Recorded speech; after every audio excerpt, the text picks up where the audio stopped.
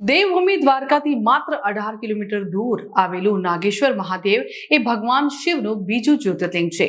એક સમય જ્યાં માત્ર નાગ જ રહેતા હતા તેવા ભયંકર દારૂકા વનમાં બિરાજમાન આ પવિત્ર ધામનો મહિમા અદ્ભુત છે। શિવ પુરાણની કથા મુજબ સુપ્રિયા નામની શિવભક્ત અને અન્ય લોકોને દારૂકા રાક્ષસીએ આ વનમાં બંદી બનાવ્યા હતા। ત્યારે ભક્તોની પ્રાર્થનાથી ખુદ ભોળાનાથ પ્રગટ થયા હતા અને રાક્ષસોનો નાશ કરી અહીં સ્વયંભૂ જ્યોતિર્લિંગ તરીકે વિરાજમાન થયા હતા। જે રાક્ષસીની અંતિમ ઈચ્છા અનુસાર આ જગ્યાનું નામ નાગેશ્વર પડ્યું। માન્યતા છે કે સ્વયં ભગવાન શ્રી કૃષ્ણ પણ અહીં રુદ્રાભિષેક કરતા હતા।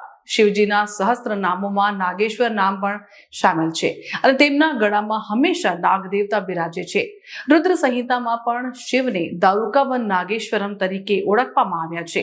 એવું માનવામાં આવે છે કે જે પણ ભક્ત સાચા ભાવથી નાગેશ્વર જ્યોતિર્લિંગના દર્શન કરે છે તેના જાણે અજાણે થયેલા તમામ પાપ નાશ પામે છે અને તેને દિવ્ય લોકમાં સ્થાન પ્રાપ્ત થાય છે।